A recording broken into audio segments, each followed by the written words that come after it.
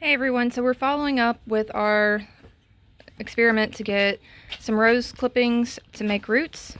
So this was our potting soil mix. I've already removed all the ones that didn't make it, but we had one make it, but it started looking rough in the last couple of days.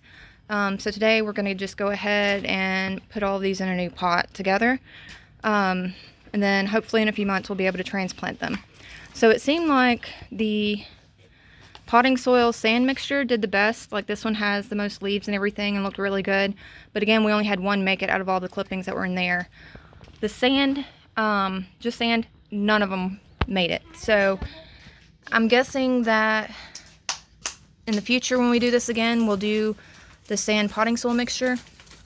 So for the ones we put in the Ziploc bag, we actually had one make it, and it's actually doing really good in just the potting soil. But neither of the ones in the sand made it. I think it was just too wet and didn't drain, and well, honestly, we didn't open the bags at all after the first couple of weeks. But the potting soil one still did really, really good. So going forward, we'll probably do either just potting soil or potting soil and sand. So let's see what they look like in their new pot. Okay, so when we put them in the new pot, surprisingly, the one that was in the sand and potting soil, it had the most roots, and it had spread out from like the whole container just about. So that one actually did really good with the roots. The one that was in just the potting soil, that started looking rough a couple days ago, didn't have as many roots, and they were very clustered together. They didn't really spread out like it did with the sand and potting soil.